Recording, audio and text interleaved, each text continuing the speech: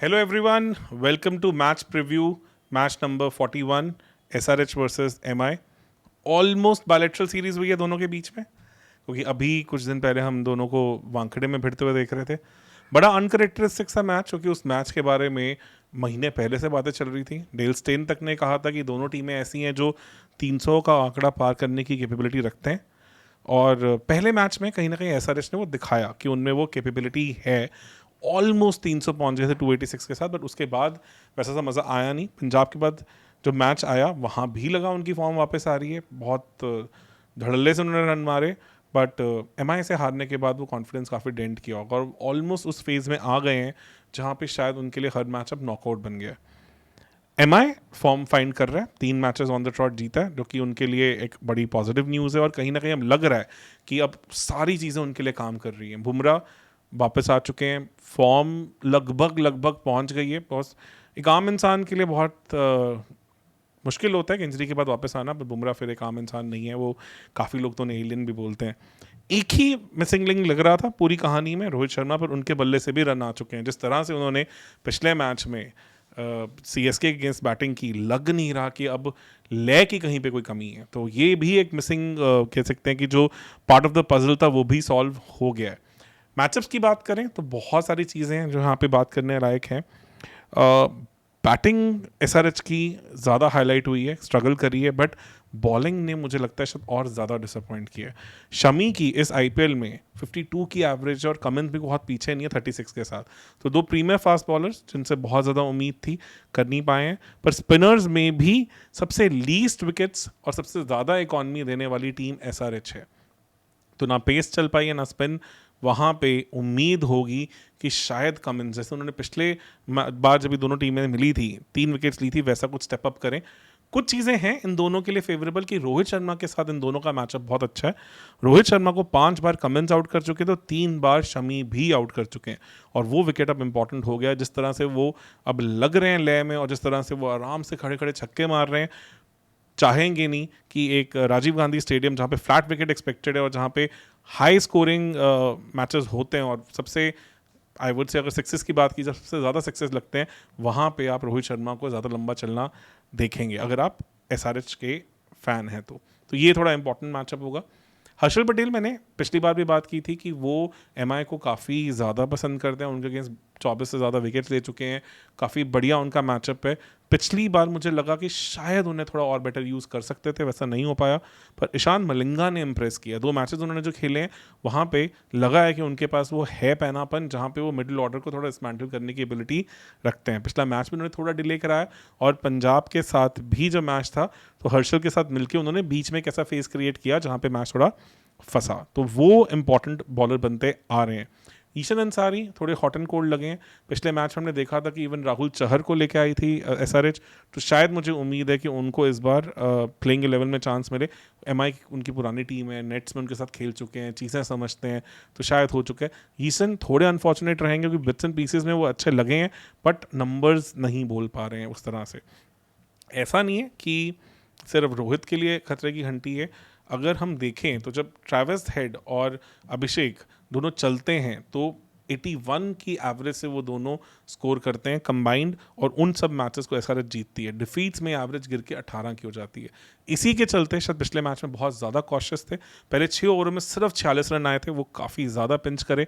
हमें क्लियरली दिखा कि एंड में 20-25 रन बिलो पार रह गई थी। एसआरएच वैसी गलती शायद इस बार ना करना चाहें।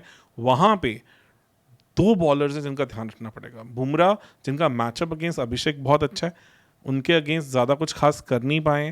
पिछले मैच में फिर भी थोड़े सॉर्टेड लगे थे, बट ऑलरेडी 7-8 से ज़्यादा का एवरेज उनके अगेंस्ट नहीं है। बोल्ट के अगेंस्ट भी स्ट्रगल किए हैं, बोल्ट के अगेंस्ट भी 2 बार आउट हो चुके हैं, तो वो भी एक इंटरेस्टिंग मैचअप रहेगा।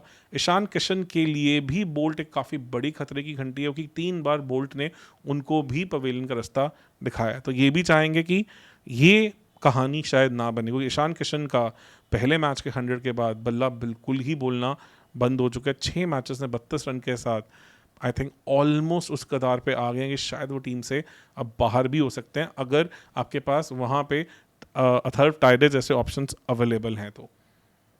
नीतीश कुमार रेड्डी के बल्ले से भी रन की उम्मीदें होंगी क्योंकि उनका बल्ला भी नहीं चला है, उनकी एवरेज भी खास नहीं, 131 रन के साथ 114 की स्ट्राइक रेट। इस तरह के प्लेयर जो इंडिया का फ्यूचर प्लेयर माना जाता है, I don't think so is justified.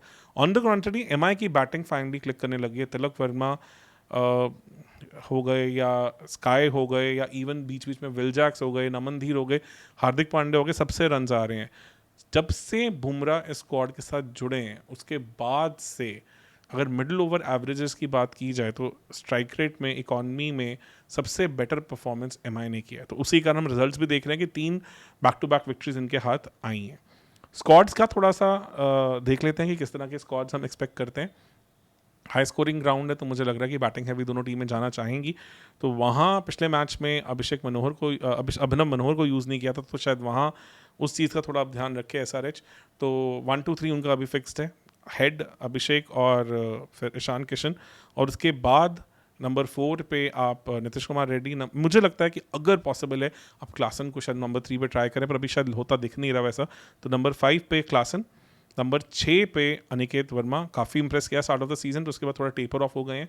और नंबर 7 पे मुझे लग रहा है कि शायद टाइडे या अभिनव मनोहर में से ही होंगे, क्योंकि पिछली बार लगा कि थोड़ा बैटिंग में हल्के थे और उसी कारण थोड़ा ज़्यादा कॉशियस खेले। और ये चीज़ सेम मिस्टेक हमने डीसी से भी देखी जीटी के अगेंस्ट, और हमने ऐसी सी सिमिलर मिस्टेक्स और टीम्स को भी करते देखी हैं, तो यहाँ थोड़ा इनका ध्यान रखना पड़ेगा।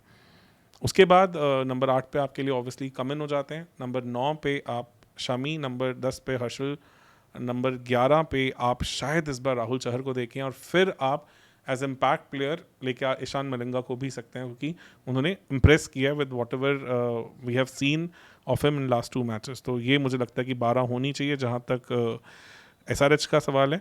अगर हम एमआई की प्लेइंग 11 की बात करें तो एमआई मुझे नहीं लगता कोई चेंज के साथ जाएगी। नो डाउट अब जो रिपोर्ट्स हैं कि करण शर्मा फिर से अवेलेबल हैं, विग्नेश पुथूर भी अवेलेबल हैं, जिस तरह से लास्ट मैच में अश्विनी कुमार को मार पड़ी थी, तो शायद वो एक चेंज हो सकते हैं, क्योंकि इस हाई स्कोरिंग ग्राउंड पे भी वो शायद इतने बड़े फिट ना हो। जबकि लीग क्रिकेट में जब वो खेल रहे थे तो उनकी change of pace, wide yorkers, इनकी काफ़ी बात होती थी, पर उस तरह का एग्जीक्यूशन आईपीएल में अभी तक उनसे देख नहीं रहे हैं। तो बैटिंग सिमिलर होगा, Rohit Sharma, Rickelton, Will Jacks, Sky, Tilak Varma, Hardik Pandya, ये आपका काफ़ी स्ट्रॉन्ग बैटिंग यूनिट। फिर नमन धीर, उसके बाद आप देखेंगे दीपक चहर, बोल्ट, बुमराह और सैंटनर ऑब्वियसली आपके ऊपर नंबर 8 पे आ जाएंगे।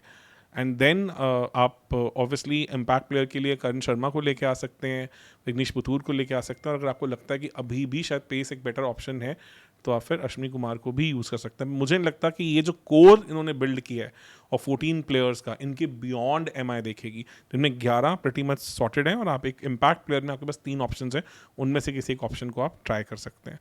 ओवरऑल मेरे हिसाब से मैं थोड़ा एमआई को प्रेफरेंस देना चाहूँगा for the kind of form they are in, and also the matchup that already had in Wankhede. Batting wicket है तो इसलिए आप एसआरएच को काउंट आउट नहीं कर सकते हैं, क्योंकि अगर वो थोड़ी एग्रेसिव बॉलिंग प्लान्स के साथ जाएंगे तो मैच को बनाया जा सकता है। मुझे लगता है कि अभी तक हमने कमिंस का वो एग्रेसिव कैप्टनसी वर्जन नहीं देखा। इस आईपीएल एक बड़ा अच्छा पैटर्न निकल के आया कि जिन कैप्टन्स ने एक ब्रेव मूव किया है, पावर प्ले में आके अग्रेसिव लाइन के साथ बॉल किया, डेथ बॉलिंग लाइंस की हैं, यॉर्कर्स एग्जीक्यूट की हैं, वाइड ऑफ द क्रीज जाने की कोशिश नहीं की है, वो टीम ज़्यादा बेटर कर रही हैं। थोड़ा स्पिन को हैंडल करने में भी और एग्रेसिव होना पड़ेगा, क्योंकि अगर आप डिफेंसिव जा रहे हैं तो आप इस तरह की टीम से आगे ज़्यादा सर्वाइव कर नहीं सकते। एमआई एसआरएच को हल्के में ना ले, ये गलती ऑलरेडी पंजाब कर चुकी है। एक बहुत अच्छा 245 का स्कोर करने के बाद भी पंजाब मैच को अपने हाथ नहीं लेके आ पाई थी। तो फायर पावर है एसआरएच के पास, और अब I think they are almost getting into the zone जहां उनके लिए हर मैच नॉकआउट है। तो ऐसे केसेस में certain times team get into the mindset कि they have nothing to lose, और एक घायल शेर, एक फ्री हो चुका शेर बहुत खतरनाक होता है, हम सबको पता है, तो इतना आसान नहीं होगा। All in all I think a good contest on our hands, and looking forward to it. मुझे लग रहा है एक हाई स्कोरिंग मैच होगा और दोनों टीम्स अपनी पूरी जान लगाएंगी। मैं इस बार थोड़ा एमआई के साथ जाना चाहूँगा considering the form that I am seeing, और मुझे लग रहा है कि अंडरडॉग्स की तरह एमआई थोड़ी उठती आ रही है दोबारा, और शायद सेकेंड हाफ में बहुत टीमों को ये तंग करने वाली है। देखते हैं क्या होता है। तब तक के लिए अगर आपने अभी तक भी हमारे चैनल को सब्सक्राइब नहीं किया तो प्लीज़ एक छोटा सा वोट ऑफ थैंक्स आप हमें दे सकते हैं बाय सब्सक्राइबिंग द चैनल। और तब तक के लिए प्लीज़ हमारे साथ बने रहें, इसी तरह से हम वीडियोस लेके आते रहेंगे। और थोड़ा सा बीच में ब्रेक लिया था, थोड़ी रिचार्ज करनी थी बैटरीज को, वापस से कहानियाँ सेट हो गई हैं, तो आपके लिए फिर से ऐसे ही आते रहेंगे। तब तक के लिए धन्यवाद।